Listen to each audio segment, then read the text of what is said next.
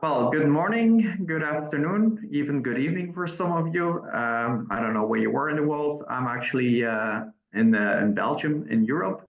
So my name is Mathieu Vinken. I have a background in pharmaceutical sciences and in toxicology. I'm a professor of toxicology affiliated with the Vrije Universiteit Brussel, the Free University of Brussels in Belgium. And my research focus is mainly on in vitro toxicology and mechanistic toxicology, and I focus very much on liver, as you will be seeing throughout this presentation. So we focus on AOPs, adverse outcome pathways, and how they actually can form the conceptual basis for setting up advanced in vitro testing, whether or not combined with artificial intelligence. With respect to my involvement in EUROTOX, I'm an executive committee member. I'm also involved in the into tox specialty section, which is about in vitro and in silico toxicology. So today I have been asked to give a presentation on liver toxicity with focus on types and mechanisms. I will focus on pharmaceutical drug-induced liver toxicity, but by extension, this can be applied to any kind of chemical that would induce liver toxicity. So think about, there's some foods out there. Herbal supplements has gained a lot of attention in recent years, but also things like cosmetics, for example. So please keep this in mind, but because we typically have a lot of information regarding pharmaceutical drugs, I will exemplify everything throughout this presentation for the pharmaceutical area. These slides will be made available for you. Maybe we can ask then afterwards, Elaine, how exactly this will be done, but you can shoot me a mail and I would be happy to also to share this with you. And in terms of Q&A, what I would suggest, if that is okay for you, is if you were to have a question, well, of course, you can share it in the chat. Then I will look at it at the end of the presentation. And of course, we also have a Q&A session at the very end. If I may kindly ask you to mute yourself during the presentation, because I do hear quite some background noise. So that really would be appreciated. Okay, I hope you see my screen. So let's move on. So I hope you see the first slide saying liver. So just for those people not really familiar with the liver, some background information, which may be very trivial, but it's always good to get a kind of a refresher, so to speak.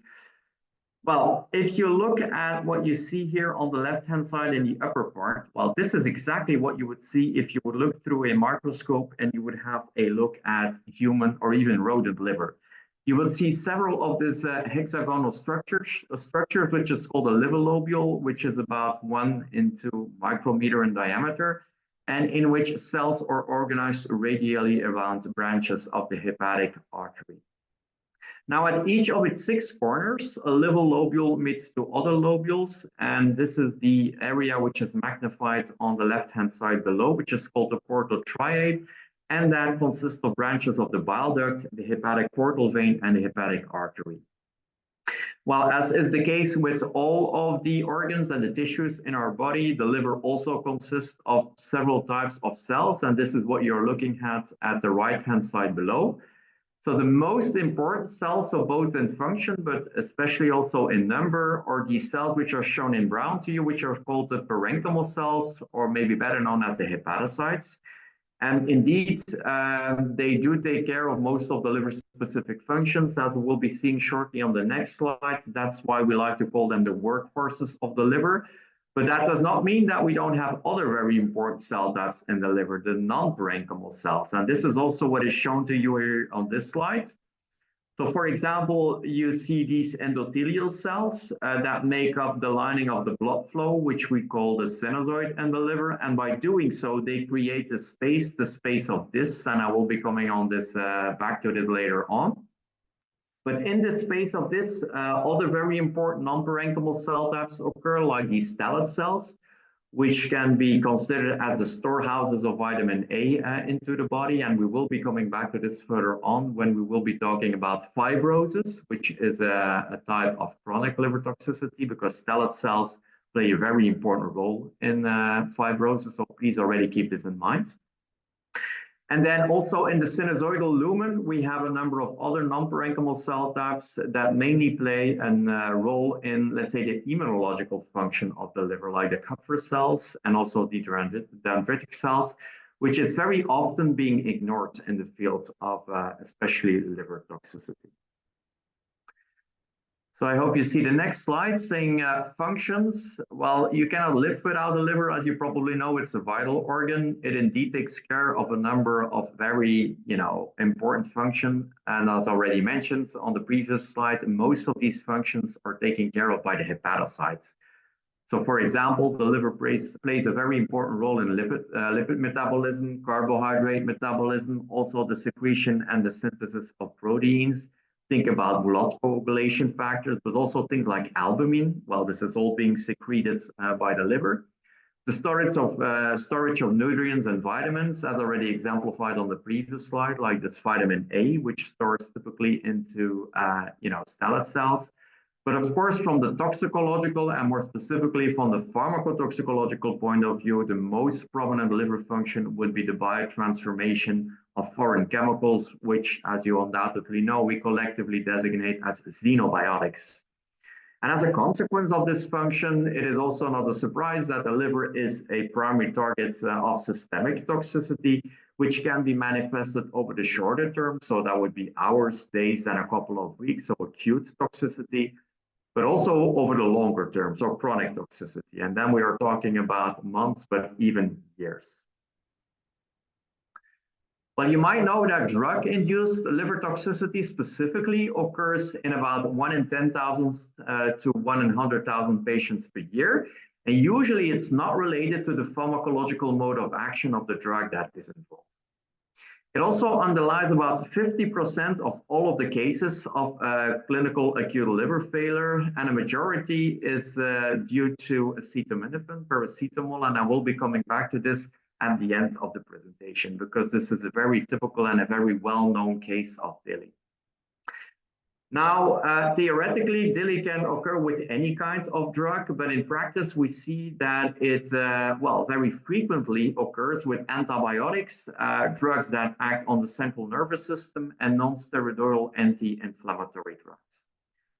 Now, the real problem is that DILI is very, very difficult to detect in the preclinical phases of drug development. So only about 50% of the clinical cases, human relevant cases of DILI can be predicted by animal testing. And this also more or less holds true for human-based in vitro testing. And this is quite low, especially if you take into consideration that about 30,000 patients would be necessary to reliably predict cases of DILI in clinical trials. And this is very high compared to the usual 2,000 to 5,000 patients that are involved in current clinical trials. Now, in most of the cases, the hepatocytes are the main targets for this DILI, which of course makes sense because, as already mentioned, they are really the workhorses of the liver. So they do take off biotransformation, for example, and they are also very well represented in terms of number. But in other cases of DILI, other cell types like stellate cells and cholangiocytes might be affected. And I will be giving some examples of this further in the presentation. Well, what you see on this slide is the typical, I would say, the rather academic kind of classification of DILI, but still there are two main types of this DILI, namely the intrinsic or the A-type DILI and the idiosyncratic or the B-type DILI.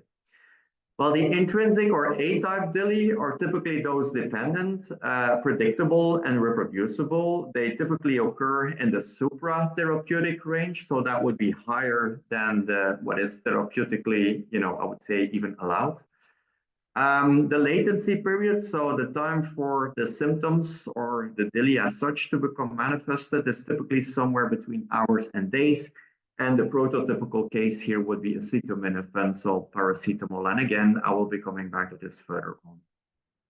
The more challenging ones in terms of prediction, that would be the idiosyncratic or the B-type DILI. It used to be said for a long time that they are dose independent, but we now know that this is no longer true. Actually, it's dose dependent. And to make it even worse, actually, this occurs in the therapeutic range. So which makes them, you know, quite challenging also to predict and very difficult to study as well.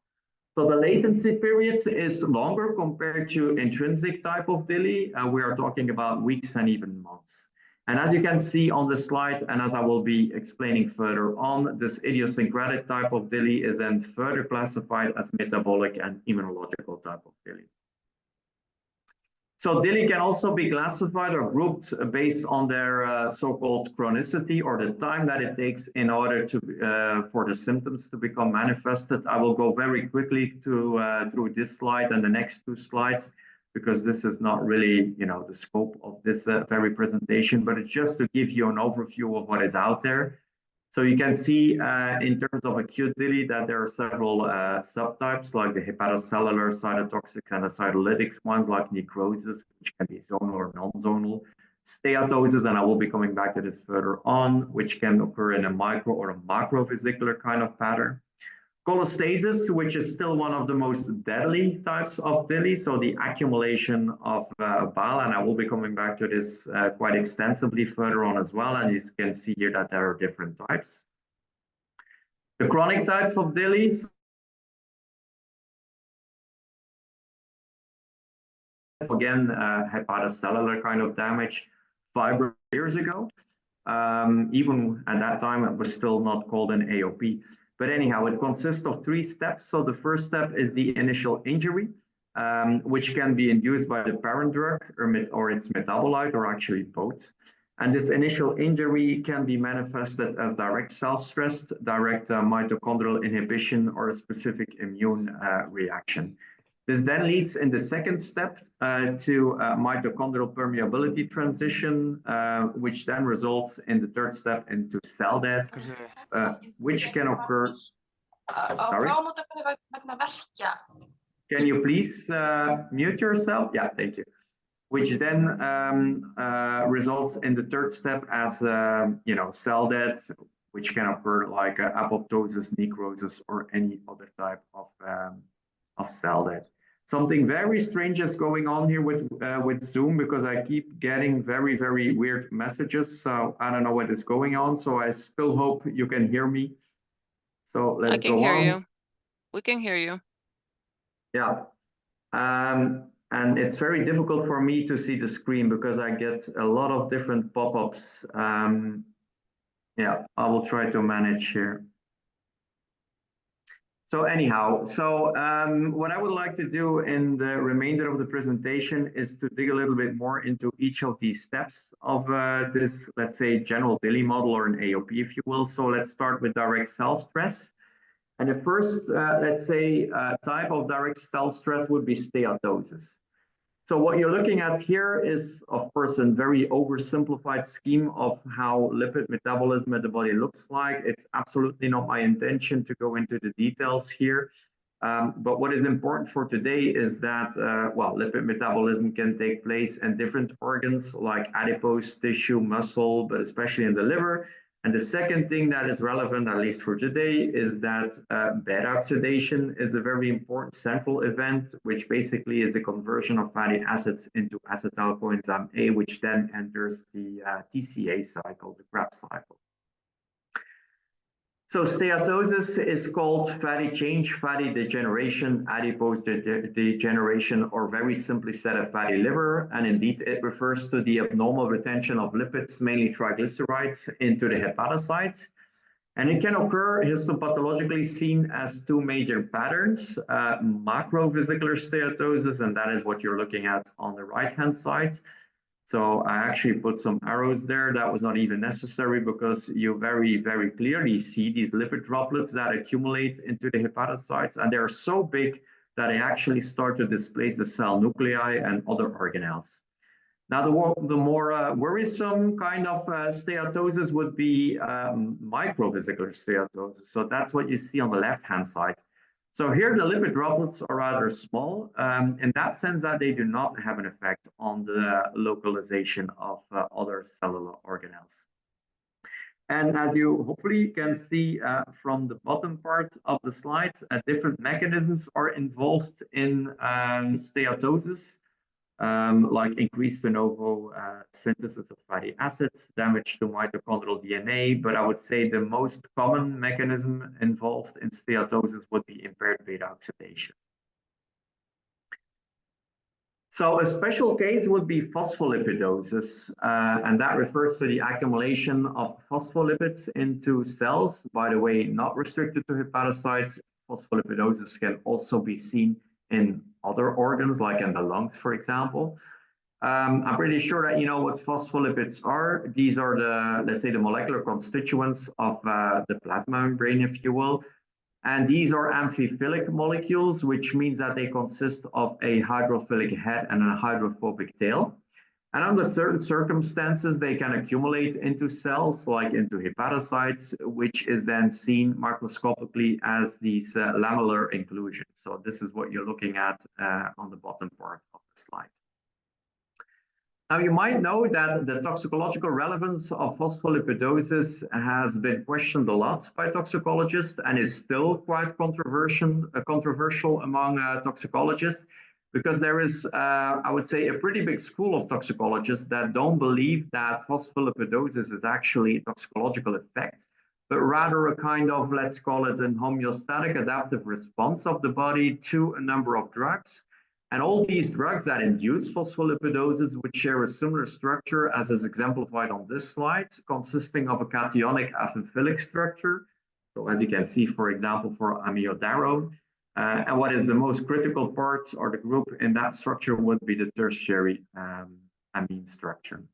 And here again, different mechanisms lie at the basis for the induction of phospholipidosis, like increased phospholipid synthesis, decreased phospholipase activity, and the binding to phospholipids. So another example or another, let's say, scenario for direct cell stress in this general AOP on DILI would be cholestasis, so the accumulation of bile. Well, without going back to the physiological basis, I think you all know that bile secretion relies on secretion by the cholangiocytes, but also by the hepatocytes, and this is what you're looking at on this slide. So within hepatocytes, bile secretion can actually take place at two membrane poles. So the first one would be the sinusoidal lumen and the sinusoidal membrane pole, so that would be the upper one. That is the area between the cytosol of the hepatocytes and the sinusoid, so the blood flow. And all of these transporters there have pretty long names, and that's why we like to call them by using their abbreviation, like NTCP. And then the second pole, where, let's say, bile acid synthesis takes place, would be the canalicular pole. And that is what you're looking at the middle of the slide. So the area between the cytosol of the hepatocytes and the bile canaliculi. And here again, we have a broad range of transporters that takes care of bile acid synthesis and transportation. A very important one would be BSAP, bile salt export pump. Please keep this in mind because that's an important one that will be addressed further in this presentation. So cholestasis refers to the impairment of bile flow from the liver to the duodenum, and indeed is associated with the accumulation of so-called bile plugs in the canalicular areas or bile ducts. And this is what you're seeing actually on this slide. So you have these brownish fragments, which are indicated by these arrows. Well, these are these bile plugs that accumulate in the liver. And there are two major types of cholestasis, namely intrahepatic cholestasis, in which the accumulation of bile occurs inside of the liver. And that is the type of cholestasis that is being mainly, if not uniquely, induced by not only drugs, but by chemicals in general. But for the sake of completeness, I also mentioned here extrahepatic cholestasis, and that would be cholestasis that is being induced by things like a tumor, for example, but outside of the liver, for example, in the gallbladder. And here again, as was the case for steatosis and cholestasis, different mechanisms are involved in the onset of cholestasis, like the saturation of transporters, but the most important one, and we are talking about 50% of all clinical cases of drug-induced, let's say, cholestasis, would be the inhibition of BSAP. So getting back to this general model of DILI, the AOP, if you will. So we are still in the first step, initial injury. We talked about direct cell stress. Another possibility would be a specific immune reaction. And just in a nutshell, well, you know undoubtedly that the immune system consists of the innate and the adaptive immune system. The innate immune system depends on a number of physical barriers like the skin, chemical barriers like pH, and then also cells, of course, as exemplified on this slide, macrophages, dendritic cells, mast cells, and so on. And then there is also the adaptive immune system, which, like the innate system, also depends on a number of cellular components like B cells and T cells, but also on a number of humoral components. And the first set of these humoral components that are critical in the adaptive immune system would be the cytokines. And you know that there are different cytokines, and they can act either in a pro-inflammatory way, which could be the case, for instance, for tumor necrosis, factor alpha, or interleukin-1 beta.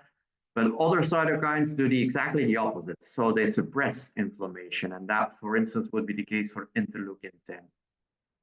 And then a second superfamily of humoral components that drive the adaptive immune system would be the antibodies. You're all familiar with this, of course. There are different subtypes of antibodies, and they all share a similar structure. So they have these heavy chains and light chains, and they are all produced by B cells. So this slide again gives you an overview, of course, a very oversimplified overview of how the immune system works, and more specifically, how the adaptive and the innate immune system collaborate.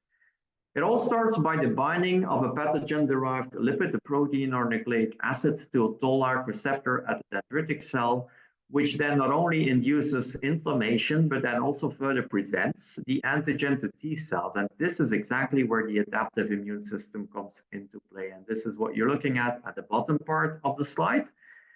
So this induces or activates cytotoxic T cells, which directly attack the pathogen, if you will, but also very important, simultaneously, there is the induction, the growth, and the maturation of B cells, which produce these antibodies that we addressed on the previous slide. Well, the adaptive immune system is important, or plays a very important role in this immunological B type of DILI, as we discussed at the start of the presentation, whereby the symptoms become manifested between 1 and 4 weeks, things like fever, skin rash, and so on. And to mechanistically explain the onset of these systems, or these symptoms rather, a number of hypotheses and theories have been introduced. I will give you 2 of them, but there's much more to tell about this, of course. The first hypothesis would be the hapten hypothesis, in which haptenization takes place. So that would be a covalent drug protein adduct that, as you can see on the slide, then binds to T cells, which then further induces the growth and the maturation of B cells responsible for the production of these antibodies. And these antibodies can be directed to, let's say, the drug part of the complex. That would be neoantigenic antibodies, or they can be directed to the protein part of these complexes. Then that would be autoimmune kind of antibodies, if you will.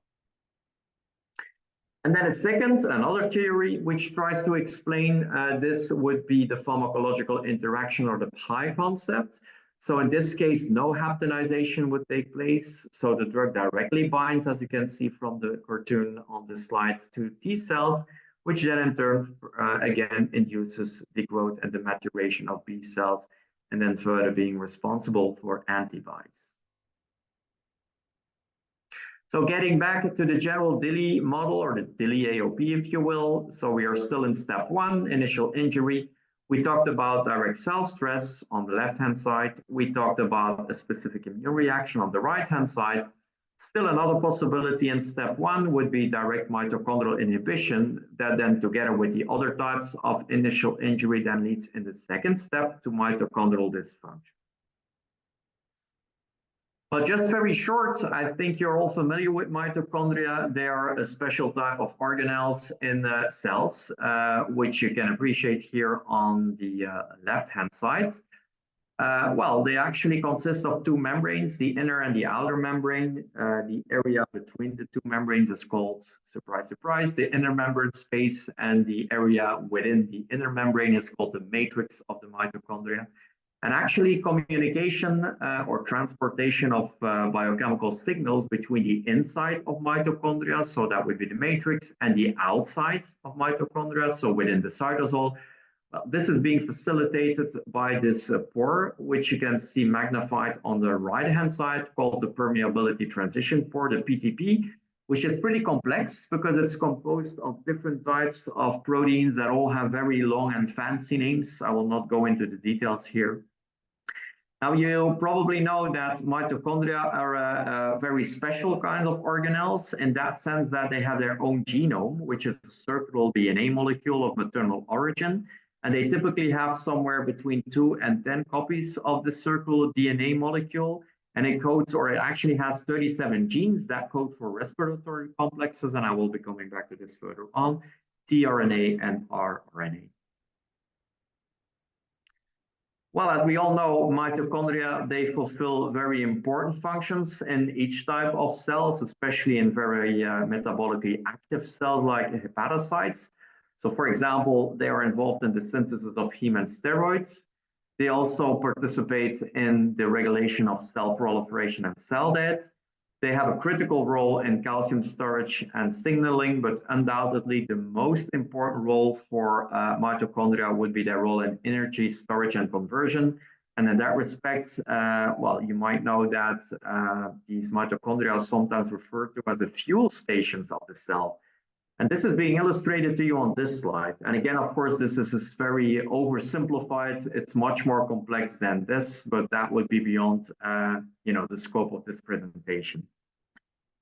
Well, what it shows to you on this slide is that it all starts by the uptake of pyruvate in the matrix of the mitochondria. And this pyruvate, as you can see from the left-hand side, originates from glucose through the process of glycolysis. So this pyruvate then enters the TCA cycle, the Krebs cycle, where it is converted into carbon dioxide, and this is associated with the production of reduced NADH and FADH, which then become oxidized.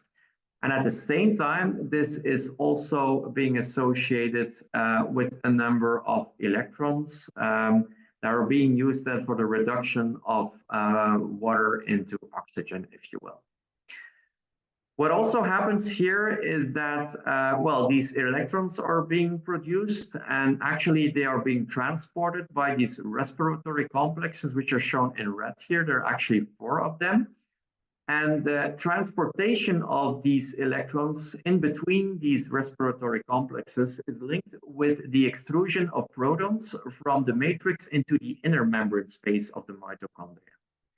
But every time that energy is required in a cell, and as you can imagine, this happens all the time, these protons re-enter the matrix from the inner membrane space, where are they being used for the production of ATP, adenosine triphosphate, starting from ADP, adenosine diphosphate. And this ATP then leaves the matrix of the mitochondria through this PTP channel, which is shown in green, into the cytosol of, in this case, the hepatocytes, where they are being used as, let's say, the biochemical fuel. They are involved in a lot of types of different, biochemical reactions, and so on.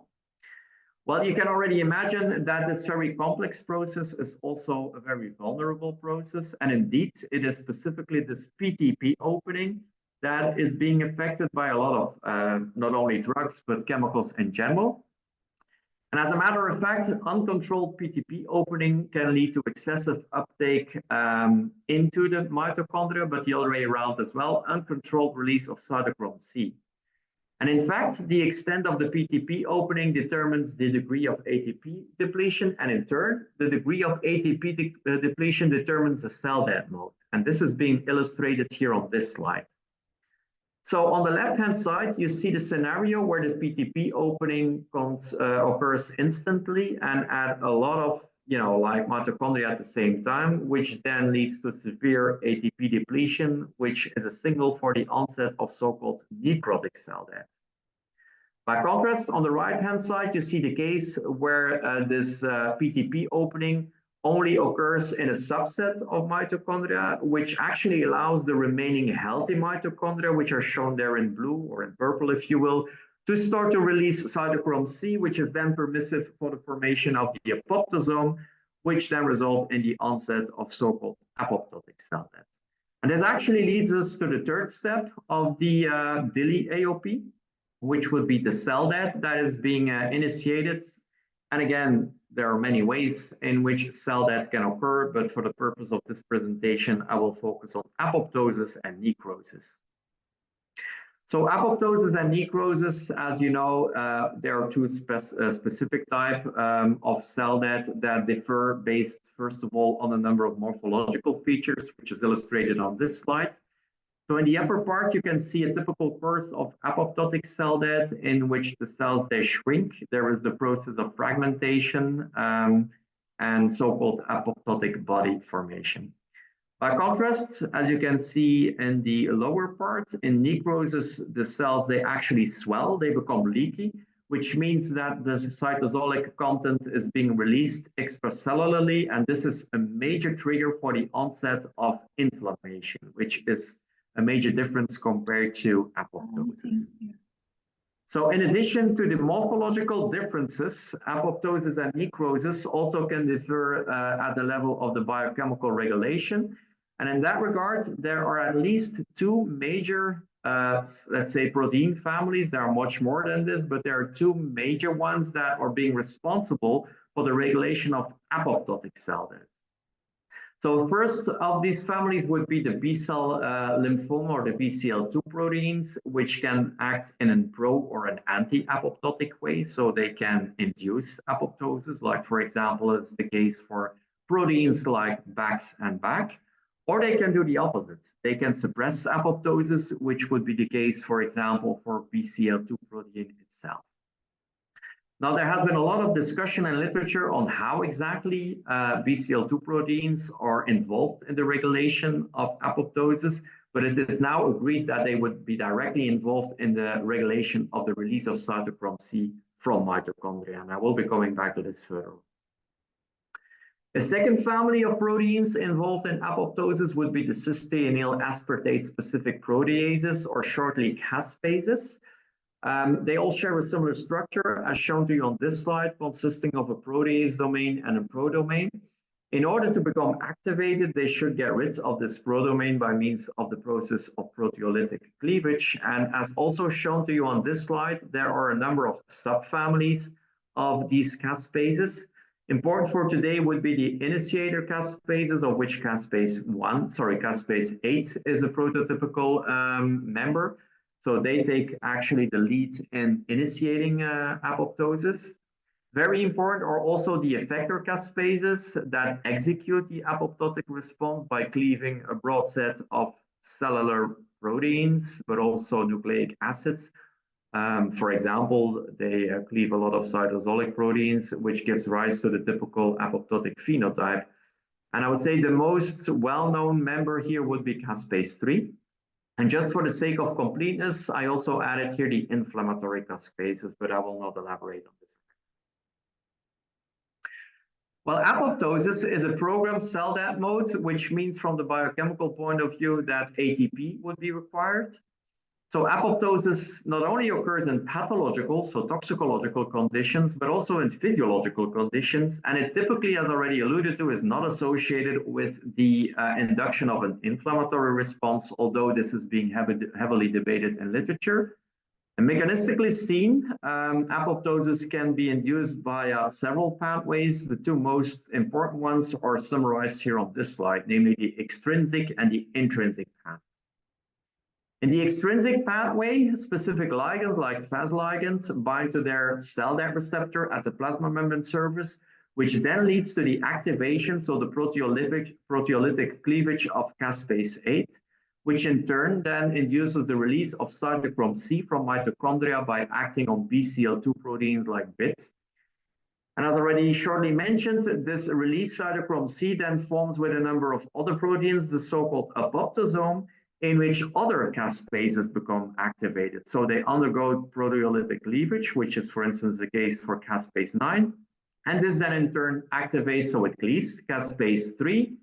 And as already mentioned, caspase-3 is a major executor type of caspase, which is responsible for the cleavage of things like nucleic acids, but also proteins, especially cytosolic proteins, which then give rise to the typical apoptotic phenotype. So remember again, this shrinkage and the formation of the apoptotic bodies. Another pathway would be the intrinsic pathway, in which intracellular stress sensors like P53 are involved, that also induce the release of cytochrome C from mitochondria, but by acting on other types of BCL2 proteins like BAX. But the end result would be, again, the same, so the activation of caspase-3. In contrast to apoptosis, necrosis is considered to be a non-programmed cell death mode that does not require energy, so no ATP is needed. But here again, this is something that is being discussed in literature, hence the question mark. It is typically induced by several external stress factors, and that would be things like, from the toxicological point of view, very high concentration of chemicals. It usually starts by the loss of iron homeostasis, and it is typically accompanied by the activation of all types of enzyme systems like proteases and so on. In contrast to apoptosis, which can also occur in physiological conditions, necrosis only occurs in pathological conditions and is always associated with the onset of inflammation. Yeah, from the histopathological point of view, different types of necrosis can be distinguished as shown here on this slide. And I would like to close at least this part of the presentation by again emphasizing that in addition to apoptosis and necrosis, there are, of course, many other types of cell death. I listed a couple of them here on this slide, but there are new ones as well, like ferroptosis, these kind of things. So please keep this in mind. So almost at the end of the presentation, I would like to focus on one of the best case studies in terms of DILI, and that would be acetaminophen, which, as you know, is called paracetamol in Europe. It's a pretty simple molecule. If you look at the structure of paracetamol on this slide, you undoubtedly know that it is an over-the-counter drug. It is used as an analgesic drug, as an antipyretic drug, typically being used in the therapeutic range 3 to 4 grams at max daily. Mild toxic effects, so DILI can be seen somewhere between 7.5 of 10 grams taking daily or at once, whereas severe toxic effects are typically seen and can even be fatal in doses up to 25 grams. And as I will be shortly touching upon later on, although this is also being discussed, when taken in therapeutic doses, but for extended periods of time, so years, fibrosis can also occur. So that would be chronic toxicity. Now, with respect to acute toxicity, what is seen in terms of symptoms in the first few hours would be things like vomiting, abdominal pain, up to 3 days hepatocellular damage, and up to 4 days acute liver failure. You also probably know that the typical antidote of this paracetamol intoxication would be acetylcysteine. And the rationale here is that you would counteract the depletion of the glutathione depletion, basically, which I will be coming back to this further on. And this is typically being administered intravenously within 8 hours after the paracetamol. Now, to understand the toxicity behind paracetamol, you first need to have a look at its biotransformation pattern. So this is what you see on this slide. So under normal circumstances, paracetamol is typically being biotransformed by means of the glucuronidation and the sulfatation pathway. Only a small portion is converted into this metabolite called NAPKI. And this is being facilitated by a number of enzymes, of which cytochrome P2E1 would be the most important one. Now, this is a very reactive metabolite, so it interacts with things like nucleic acids and proteins. But fortunately, at least under normal circumstances, this is being detoxified very fastly by binding to glutathione. So what happens in case of an acetaminophen or a paracetamol overdosing is that a saturation of the normal biotransformation pathways through glucuronidation and sulfatation takes place. So there is the excessive production of this reactive NAPKI metabolite, and at the same time, the depletion of the glutathione pool. So there's no detoxification anymore of NAPKI, which then leads to the formation of this NAPKI protein annex, which is a major trigger for the PTP opening. So we talked about PTP opening when we addressed mitochondria, which then in turn also results in the onset of cell death. There's still a lot of discussion if that were to be necrosis or apoptosis or other types of cell death. It really seems to depend on the context, which is linked with things like production of reactive oxidant species, so oxidative stress, and the activation of a number of signaling. So as already mentioned, when taken in the therapeutic range for extended periods of time, so on a daily basis, but over periods of years, paracetamol can also induce liver fibrosis, and this also holds true for a number of other drugs. So for example, like oral contraceptives. Fibrosis, although being a chronic type of toxicity, liver toxicity, is as such reversible unless you end the end stages of this, which would be cirrhosis. So in that case, it would not be reversible anymore. And in turn, this can further evolve into liver cancer. So as already mentioned, one of the key events, if not the key event in liver fibrosis, would be played by these stellate cells. So remember when we discussed the structure of the liver at the start of the presentation, stellate cells occur in the space of this, and they usually take care of vitamin A storage. So what happens in case of liver fibrosis is that they transform into a kind of myofibroblast-like cells, so they fully lose their vitamin A content. And by contrast, they start to synthesize a lot of this extracellular matrix components that typically pile up into the space of this. And that could explain the scar formation, which is a typical symptom also histopathologically of liver fibrosis. It's not the only cell type that is involved. There is also the activation of Kupffer cells, so an immune response is being activated. And there is also the loss of the fenestrae, so that would be a morphological feature of the endothelial cells. And to end up this presentation, I would like to also mention here that there are a number of risk factors. So factors that have been identified that can explain a higher susceptibility of individuals to certain types of DILI. And there are two main groups here. So the factors related to the environment. So these are factors that more or less are in control of human beings. And then as you will see on the next slide, the factors that are related to the host. So which are things like genetic susceptibility, which cannot be controlled, at least not naturally by human beings. So just a couple of words about these factors related to the environment. The first subtype would be physiological or pathological conditions, pregnancy, for example, which is associated with low glutathione levels. Obesity, obese people typically have a high CYP2E1 levels, which, for example, could make them more susceptible to DILI linked to paracetamol. In general, disease, not restricted to liver disease, but things like diabetes in general are associated with higher susceptibility to DILI. Also polypharmacy, so taking a lot of pharmaceutical drugs or several pharmaceutical drugs at the same time, which is typically seen with elder people, for example, or patients of more complex diseases. And the problem here is that drugs can influence each other's biotransformation. So rifampicin, for example, which is an antibiotic, is known to be an inducer of a number of biotransformation enzymes.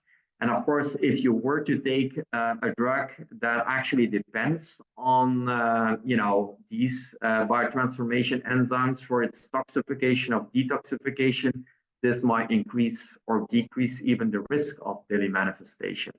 And there are other examples in the opposite direction as well. So a number of drugs that actually inhibit biotransformation enzyme and which in turn can increase or decrease toxification. And then also a number of nutritional factors or lifestyle. Poor nutrition, for example, like obesity is also associated with high CYP2E1 levels, and alcohol use typically linked with low glutathione levels, and again, high CYP2E1 levels. And then last but not least, the factors related to the host. Age is a very well-known one.